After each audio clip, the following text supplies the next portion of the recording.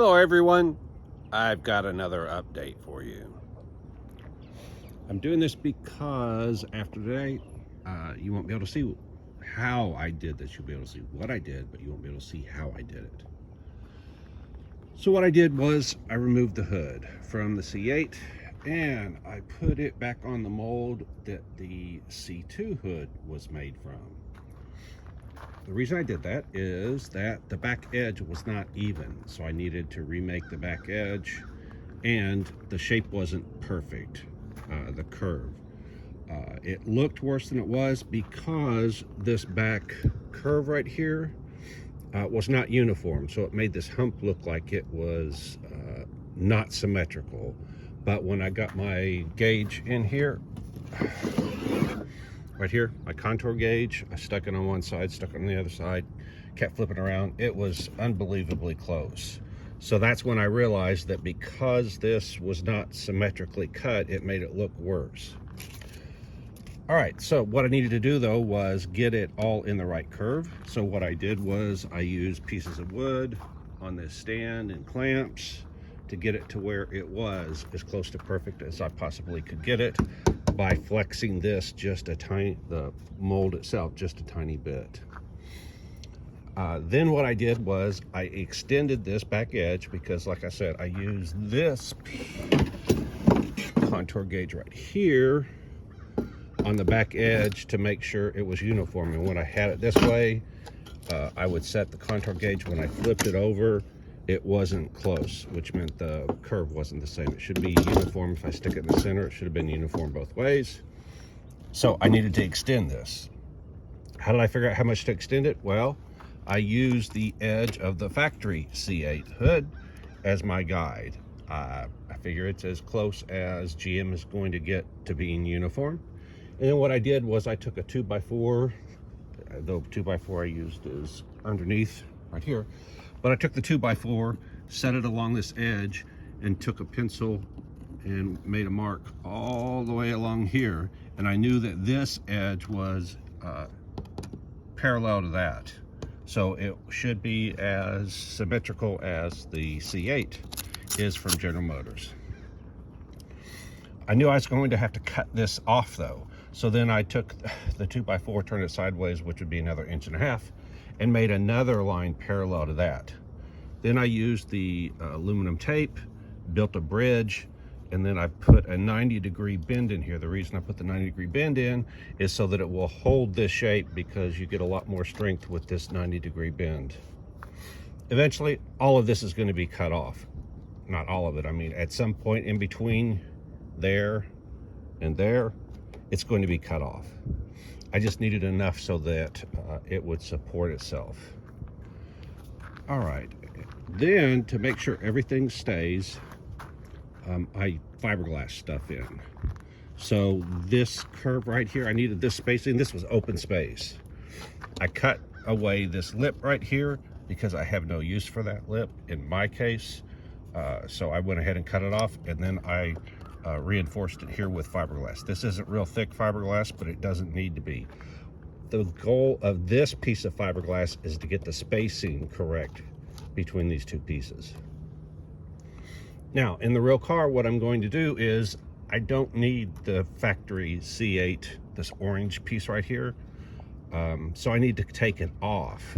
Obviously, I can't do that right now because it's sandwiched in here, but when I make the next car, that won't be the case. So then the question becomes, okay, I need this black piece right here. It's the supporting structure for the C8. I don't need the factory body panel, and I need to take off the factory body panel.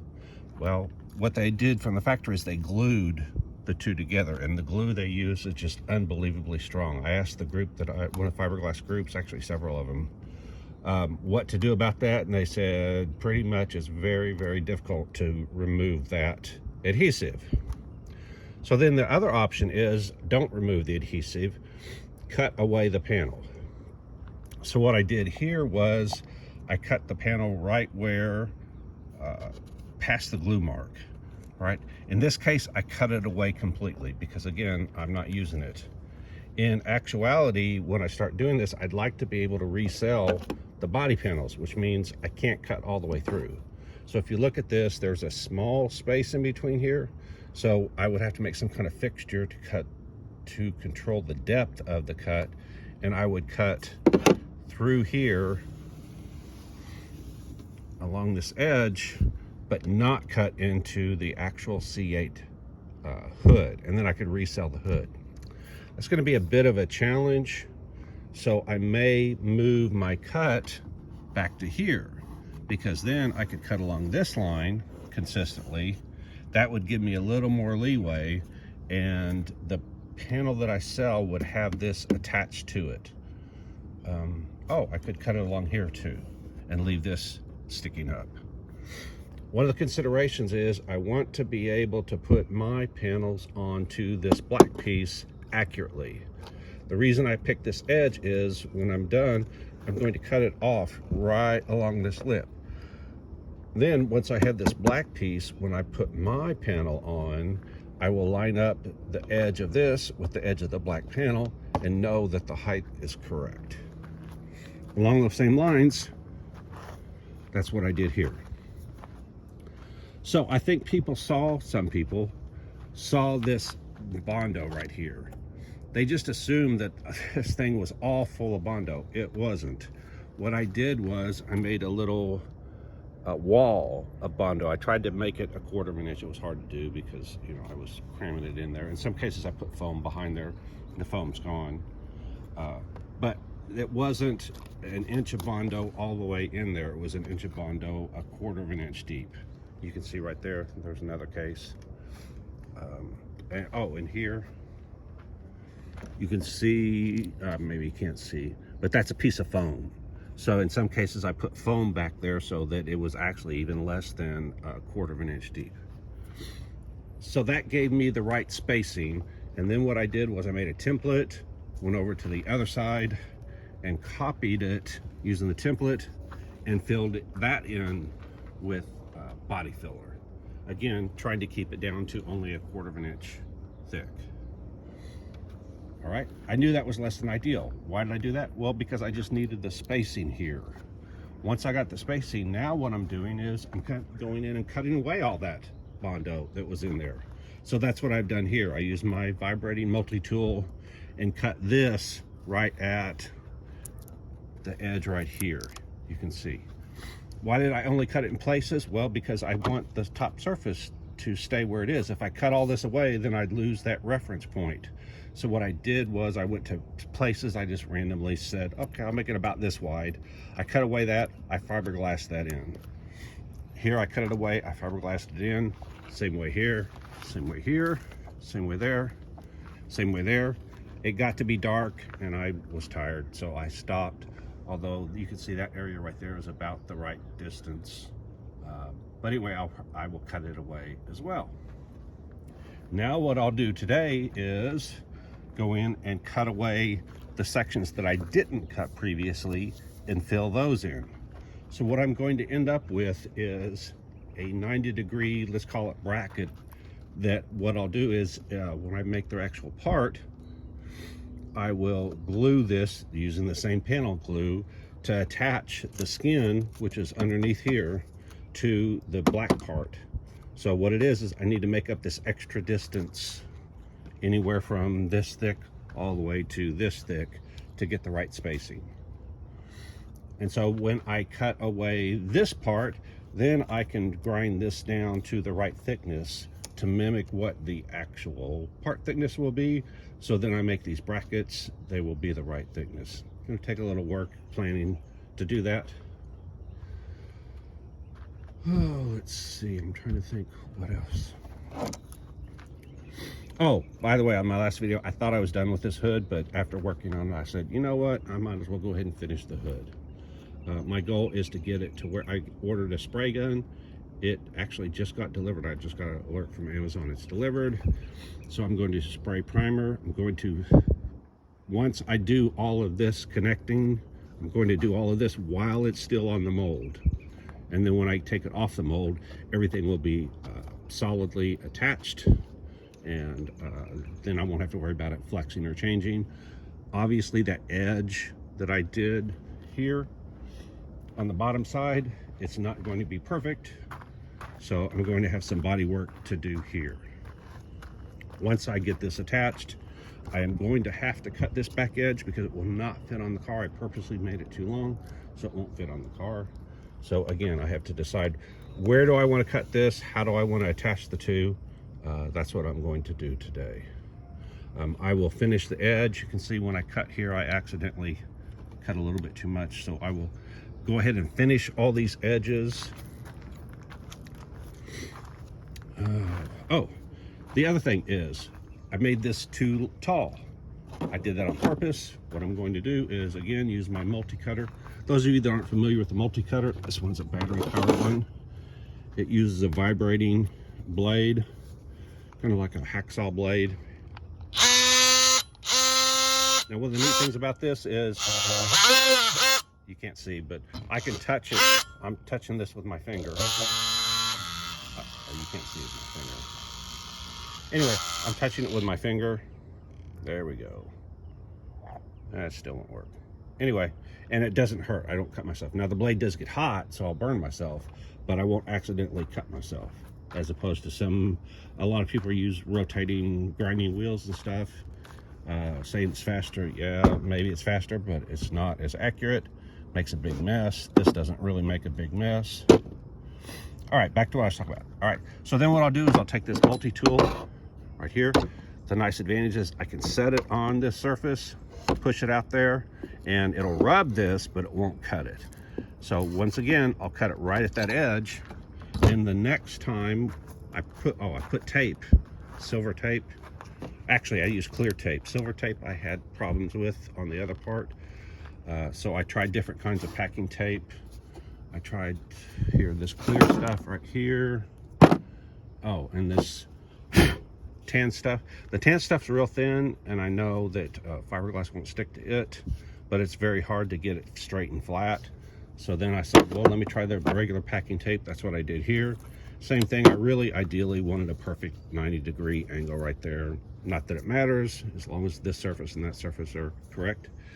On these, I went ahead and used the aluminum tape, even though there is a chance that's going to stick. I should have waxed it, but I was in a hurry. I figure if I destroy the tape, I don't care. As long as I get this apart, I'll probably have to use some chemicals because this silver tape sticks rather well. It doesn't release easily. All right, so what I did it here and here and here and here with the aluminum tape. I'll know today how difficult this is to separate. Oh, it looks like, if you look, you can see just pushing on it a little bit, something's letting loose there. I can't tell if it's the tape letting loose or the fiberglass letting loose of the tape. Oh, there we go. See, the other day when I did that, I mean, when I made that last piece for the eyebrow, the fender eyebrow, the fiberglass stuck to the aluminum tape horribly, to the point that I had to destroy my mold when I did that. But anyway, that would be ideal if that silver tape would just release. Now what I'm going to do is come in here and cut away these other sections, make this. Once I do that, I cut it all along here, and then the next one I do, I will take the factory hood, cut along this lip all the way, separate the two, make my part with its brackets, line up that top edge all the way around, and every part will have the same height. And that's one less step, time-consuming step of trying to get all of the cars to match. I think that's all I have. So today my goal is to go ahead, make this lip all the way around, flip this over, fix the top edge, and of course this is ideal, fix the top edge with a body filler and glazing putty, just like I've been doing for the last week almost. And then let's see, cut that back edge. Yeah, okay, so back to what I was doing. Once I wasn't going to attach these, and now that I think about it, I might as well just go ahead and attach these. That way I know that if I had to, I could cut it right to this orange edge and then bolt it right back onto the car and it would fit. What I'm actually going to do is see how close I can get. I really ideally would like for the wipers to be covered up so that when you see it, you don't see the wipers. The old Corvettes did that. I don't know why they quit doing that, but they did. So I would like to be able to cover up those wipers. So I'm going to extend this. I might have to raise it up a little bit. I'll see when I get there, but I won't know until I set this on there. The other thing is, how does the hood open? Does it come forward and up, or does it come rotate? Again, I won't know until I get it on there. Depends on how this mechanism works. So what I'll do is I'll get the back edge as close as I possibly can to covering up the wipers. I might not be able to cover them up. Won't know until I try. So then once I do that, then I can cut this. Once I attach this firmly, I can cut this back edge wherever it needs to be without worrying about losing my shape that I spent all that time getting right. All right, that's all I can think of today. So, time to get to work. Like, subscribe, hit the alert, hit the thanks, send me a donation if you want, and I'll be on my way. So, if by now you can't figure out what I'm doing, you don't know Jack. Bye.